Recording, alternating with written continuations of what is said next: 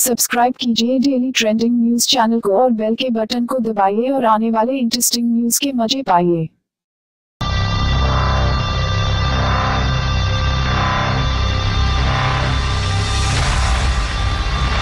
चाहे सिक्किम बॉर्डर पर मनमानी रोकने से युद्ध की धमकियां देते चीन की बात हो या फिर आतंकियों की सप्लाई के लिए लाइन ऑफ कंट्रोल पर गोलाबारी करते पाकिस्तान की बात हो, लाइन ऑफ कंट्रोल पर गोलाबारी या फिर कश्मीर में पाकिस्तान के आतंकियों के कायराना हमले हों, इस वक्त देश उन बड़ी चुनौतियों से एक साथ लड़ रहा है जिन्हें आर्मी चीफ ने कुछ दिन पहले ही ढाई मोर्चे की लड़ाई बताया था।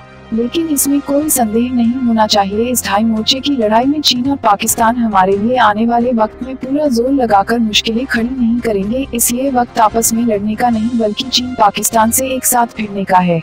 सिक्किम बॉर्डर पर भारत के सख्त स्टैंड से बौखलाया चीन हो या फिर आतंकवादियों की कमर तोड़ने से परेशान पाकिस्तान हो, ये दोनों मिलकर भारत को हर तरीके से चुनौतियां पैदा करने की कोई कसर नहीं छोड़ेंगे।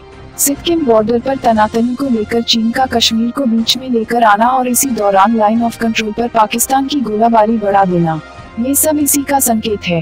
केरन सेक्टर में बुधवार को पाकिस्तान की गोलाबारी में 2 जवान शहीद हो गए।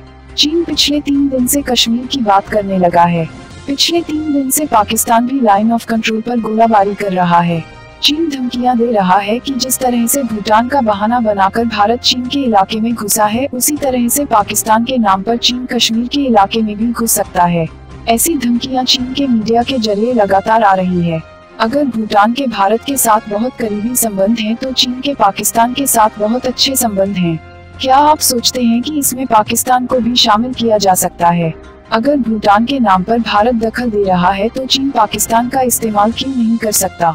भारत की सरकार और भारत की सेना को ये पता नहीं कि जिस तरह से वो चीन बॉर्डर पर भूटान के साथ मिलकर जिनसे भरी बोतल खोल रहे हैं, मामला हाथ से निकल जाएगा और जब धूल साफ होगी तो भारत को गलती का एहसास होगा। जो हरकतें युद्ध की तरफ जा सकती हैं, ये चीन के पैंतरे हैं जिनमें डोकलाम के इलाके में मनमानी करने के लिए अब कश्मीर का नाम लेकर पाकिस्तान की तरफ से भी धमकियां देने के इशारे दिए जा रहे हैं।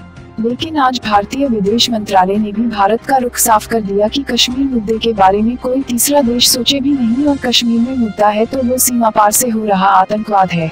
अचानक कश्मीर की बात लेकर आना चीन की परेशानी को बताता है, क्योंकि चीन ने डोकलाम के मुद्दे को नाक का सवाल बना लिया है, जिसमें दूसरी कोई बात ना करने और भारत को अपने सैनिक हटाने के लिए कहने की पहली शर्त है। लेकिन भारत ने कहा है कि उसका रुख वही है जो पहले था। कूटनीतिक तरीके मौजूद हैं, उसी के जरिए चीन बात करे। चीन को ये सीधी बात समझ में नहीं आ रही है कि डोकलाम की जमीन पर भूटान का दावा है। भूटान से बॉर्डर मुद्दे पर उसकी 28 बार बातचीत फेल हो चुकी है। अब जब वो सड़क बनाने के नाम पर भूटान की जमीन पर कब्जा करने आया और भूटान ने इसको रोकने के लिए भारत से मदद मांगी, तो वो ये नहीं कह सकता कि भूटान के बहाने भारत डोकलाम में आया।